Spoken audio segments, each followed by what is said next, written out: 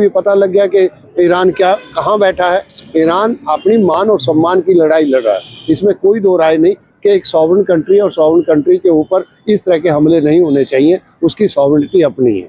तो ये कहना है कि जब हालात ऐसे हो रहे हैं, अब अमेरिका भी इसको भी समझ लेना चाहिए कि किसी भी सॉवरेन कंट्री के ऊपर इस प्रकार के हमले नहीं किए जाने चाहिए, और मंत्री जी को कि आप उस सारे सिस्टम को कंडेम करें। जो हालात हो गए वो बीत जाए और आगे से ताकि आपस में नज़दीकियां बढ़ें, ताकि एक दूसरे के जाए। जब ईरान इजराइल की जो है वो जंग जारी है, और इस जंग के दरमियान जो है काफ़ी कुछ हमें देखने को मिल रहा है, बहुत सारी परिवर्तन हमें देखने को मिल रही है।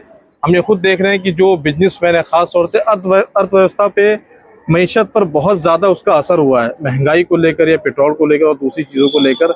और हम साथ में ये भी देख रहे हैं कि बहुत सारी जो कंट्री है वो मिलकर अब ईरान को अब ये कह रहे हैं कि अपनी बंदरगाह जो है वो खोल देनी चाहिए, अब ये जंग जो है वो ख़त्म कर देनी चाहिए। इस वक्त मेरे साथ जो है सरदार दया सिंह साहब मौजूद हैं, पॉलिटिकल एनालिस्ट हैं और तमाम विषयों पर जो है बहुत गहरी नज़र रखते हैं। लगातार हम कई दिनों से देख रहे हैं कि जब से ईरान के अजीम लीडर खामनाई साहब को शहीद किया गया है, उसके बाद से एम्बेसी जाना, एम्बेसी के तमाम सरबराह से मुलाकात करना और उनको अपनी बात रखना, और तमाम के 28 फरवरी 2026 को ही मैं तेहरान ईरान कल्चर सेंटर में गया, जिस दिन वो शहादत हुई। मुझे डॉक्टर हकीम जो वहाँ के रिप्रेजेंटेटिव हैं खुमैनी जी के, वो मिले, उनसे बातचीत हुई, आधा घंटा हमारी चर्चा हुई। हमें ये सोचा कि इसको जो ये हालात पैदा किए हैं, चाहे वो अमेरिका ने किए हों, चाहे इजराइल ने किए हों, चाहे मोदी जी को चाहिए था कि माननीय प्रधानमंत्री जब वो गए हैं 2 दिन पहले, तो उनका फ़र्ज़ बनता था कि या तो वहाँ की फीडबैक क्लियर होती, और अगर फीडबैक क्लियर नहीं होती तो इसका मतलब इजराइल ने हमारे माननीय प्रधानमंत्री जी के छाती में छुरा घोंप दिया। अगर उन्होंने नहीं बताया तो पूरे देश में मोदी जी के खिलाफ एक आवाज़ उठ गई। तो मेरा ये कहना था कि अमन और शांति कैसे पैदा हो। मैंने 2-3 बार पहले भी मैं ईरान कल्चर सेंटर में मुझे बुलाया गया, मैं वहाँ गया, तो मैंने सोचा कि वहाँ क्योंकि तेहरान में सिख रहते हैं और मेरी चिंता सिखों के प्रति थी, तो मैंने उनसे बातचीत की, तो वो कहने लगे कि सिख हमारे साथ खड़े हैं और सीना बसीना हम सिखों के साथ खड़े हैं। हमारा सदियों पुराना हमारा संबंध है सिखों के साथ, और गुरु नानक के समय से तेहरान में और उस एरिया में सिखों के प्रति बहुत समर्पण। दूसरी बात, एक हंसते हुए हमने ये भी आपसे बात कही कि हमारा जो पहचान है, चाहे वो ईरान की पहचान हो चाहे सिख की पहचान, वो बहुत मिलती है, आपस में बहुत नज़दीकी हैं। तीसरी बात जो मुझे लगा कि जो वो हमला उन्होंने किया, इजराइल ने किया, वो बिल्कुल गलत था। या तो पहले बताते तो वो 140 लोगों को पर, निहत्थे लोगों पर आपने बम्बारीमेंट कर दी, ये बहुत खतरनाक था, और उसका कंडेम जो है उसको करना चाहिए था। भारत के माननीय प्रधानमंत्री जी को भी करना चाहिए था। बाकी हमने अपनी तरफ से, भारत की तरफ से हमने उनको आश्वासन दिया कि भारत आपके साथ खड़ा है, ऐसे हालात पैदा नहीं होने चाहिए। तो हमारी बात शायद उनके मन में लगी, और जो बात उन्होंने, जब ये बात हुई कि इस पर भारत का क्या हुआ रवैया होना चाहिए, तो उन्होंने कहा कि हम भारत के लोगों की बहुत सराहना करते हैं, प्रशंसा करते हैं, हम उनके साथ खड़े हैं, और उन्होंने हमें दुख में हमारा साथ दिया है और उन्होंने इस तकलीफ़ में हमारे साथ खड़े हुए हैं। तो इसलिए हम जो मालवाहक हैं, हम उनके कारण, ताकि लोगों को तकलीफ ना हो, तो हम उनके लिए हम रिलीज़ भी कर रहे हैं। मैं समझता हूँ कि ये रास्ता जो है ईरान ने, वो एक नज़दीकी का भी, एक आपस में संबंधों को बनाने का भी एक रास्ता खुला रखा है। मैं समझता हूँ कि इसकी प्रशंसा की जानी चाहिए। माननीय प्रधानमंत्री जी को भी ये चाहिए था, क्योंकि वो ब्रिक्स के भी चेयरमैन हैं, और जो हालात बने, अब तो अमेरिका को भी पता लग गया कि ईरान क्या कहाँ बैठा है। ईरान अपनी मान और सम्मान की लड़ाई लड़ रहा है, इसमें कोई दो राय नहीं कि एक सॉवरेन कंट्री और सॉवरेन कंट्री के ऊपर इस तरह के हमले नहीं होने चाहिए, उसकी सॉवरेनिटी अपनी है।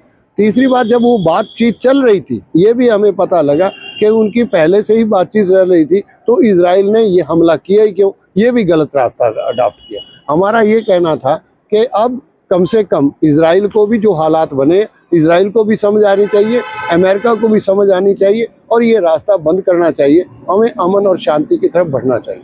लेकिन दया साहब, आप ये देख रहे हैं कि लगातार कि हमारे देश के वज़ीर आज़म पहले तो इजराइल गए, उनके आने के फौरन बाद उसके बाद फिर हमला शुरू हो गया। लेकिन ऐसा हम देख रहे हैं कि उनके जितने तमाम मिनिस्टर वो कंडेम के लिए जो है ईरान एम्बेसी जा रहे हैं। मोदी जी ने ईद के मौके पर जो है ईरान के राष्ट्रपति को जो है उन्होंने मुबारकबाद दी। तो ये उनका रुख किस तरफ है समझ में नहीं आ रहा। मतलब कहने का मतलब ये है वो किस तरफ क्या कहना चाह रहे हैं कि वो किसके साथ खड़े हैं असल में।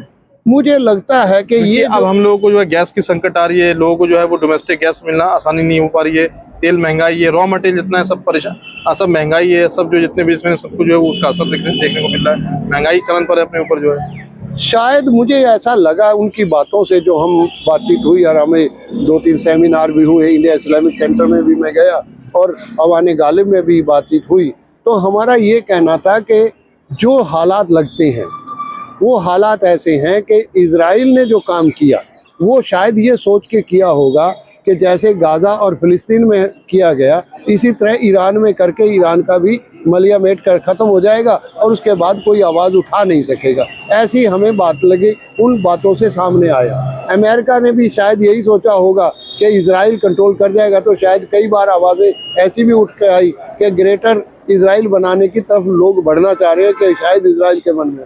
पर जब ईरान ने उसका जवाब दिया, वो एक अपना माकूल, क्योंकि सॉवरेन स्टेट है और उसकी सॉवरेनिटी पर एक सीधे का सीधा हमला था, तो उसने जो करना था तो वो तो किया।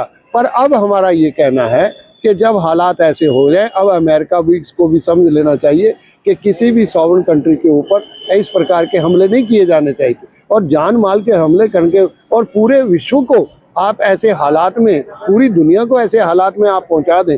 आप पूरा देश, पूरा हिंदुस्तान को ही, भारत को ही देखें तो भारत में गैस की किल्लत आ गई, पेट्रोल की और डीजल की और रेट बढ़ रहे हैं। इस हालात में जो 60 रुपये 62 रुपये चल रहा था, आज 140 और 145 रुपये पर है, तो इसका मतलब असर कहाँ पड़ेगा? असर तो गरीब आदमी पर पड़ेगा। तो हमारा ये कहना है कि माननीय प्रधानमंत्री मोदी जी को भी अब आगे आना चाहिए, आगे बढ़ के आना चाहिए। ब्रिक्स के वो चेयरमैन हैं, उन्होंने जब जो अपेक्षा अगर ईरान ने उनसे की है कि उसको कंडेम किया जाना चाहिए, हम भी अपील करते हैं माननीय प्रधानमंत्री जी को कि आप उस सारे सिस्टम को कंडेम करें। जो हालात हो गए वो बीत जाए और आगे से ताकि आपस में नज़दीकियां बढ़ें, ताकि एक दूसरे के साथ, जब ईरान के वो लोग आप कह रहे हैं उनके जो सरकर्दा लोग हैं, चाहे डॉक्टर हकीम हो, जो यहाँ के खुमैनी के रिप्रेजेंटेटिव हैं, और चाहे हिज एक्सीलेंसी जो एम्बेसडर हैं, उनसे भी बातचीत हुई,